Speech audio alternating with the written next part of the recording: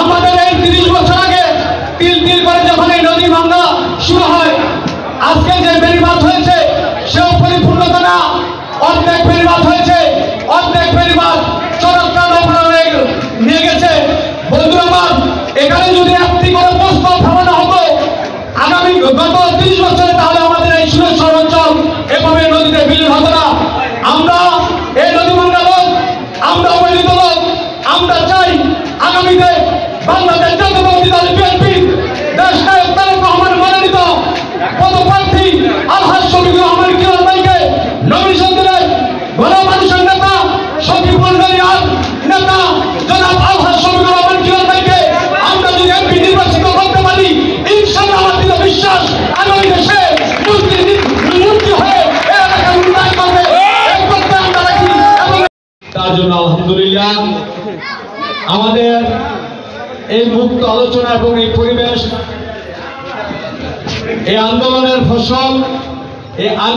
ফসলের পিছনে যার সবচেয়ে বেশি ভূমিকা ছিল সে হচ্ছে আমাদের দেশ নায়ক তারেক রহমান। তাকে বাংলাদেশ জাতীয়তাবাদী যুব দলের পক্ষ থেকে আন্তরিক শুভেচ্ছা এবং মোবারকবাদ। আপনারা জানেন এই 16 বছরে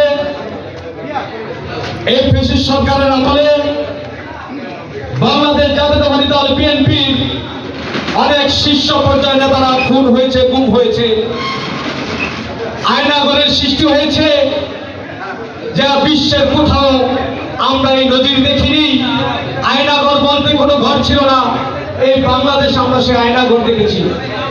বন্ধুরা আমার, আমরা এখানে উপস্থিত হয়েছি, আপনারা জানেন বিগত দিনের এই সরকারের আমলে যে ধরনের অত্যাচার নির্যাতন নিপীড়িত হয়েছে, বাংলার মানুষ যেভাবে কণ্ঠ রোধ করে রেখেছিল, বাংলার মানুষকে যেভাবে 2 হাত বেঁধে রেখে অত্যাচার নির্যাতন করেছিল, সেই লেডি সরকারের আমলে আমাদের এই দেশের মানুষ নিরাপত্তাহীনভাবে রয়েছে। আমরা আজকে সেই ছাত্র আন্দোলনের মাধ্যমে দেশ নায়ক তারেক রহমানের দিক নির্দেশনায় আমরা নতুন করে এই স্বাধীনতা অর্জন করেছি। এই স্বাধীনতা অর্জন আমাদেরকে ধরে রাখতে হবে এবং এটা সুফল শেষ পর্যন্ত ধরে রাখতে হবে ইনশাআল্লাহ। আপনারা জানেন বর্তমান সরকার একটি ছায়া সরকার, এই সরকার বর্তমানে দেশ পরিচালনা করছেন।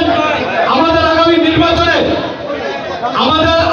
নির্বাচনে দেশ নায়ক তারেক রহমানের দিক নির্দেশনায় যারা নমিনেশন পাবেন, যাদেরকে নমিনেশন দিবে, তাদেরকে যদি আমরা জয়যুক্ত করতে না পারি, তাদেরকে যদি আমরা এমপি নির্বাচিত করতে না পারি, তাহলে আমাদের এই সকল কষ্ট সমস্ত কিছু বৃথায় যাবে।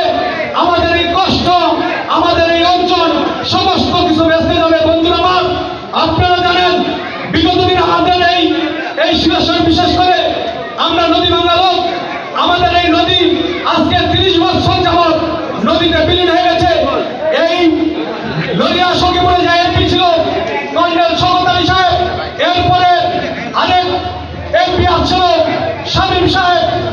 আমাদের এই 30 বছর আগে তিল তিল করে যখন এই নদী ভাঙা শুরু হয়, আজকে যে বেড়িবাঁধ হয়েছে সেও পরিপূর্ণতা না। অর্ধেক বেড়িবাঁধ হয়েছে,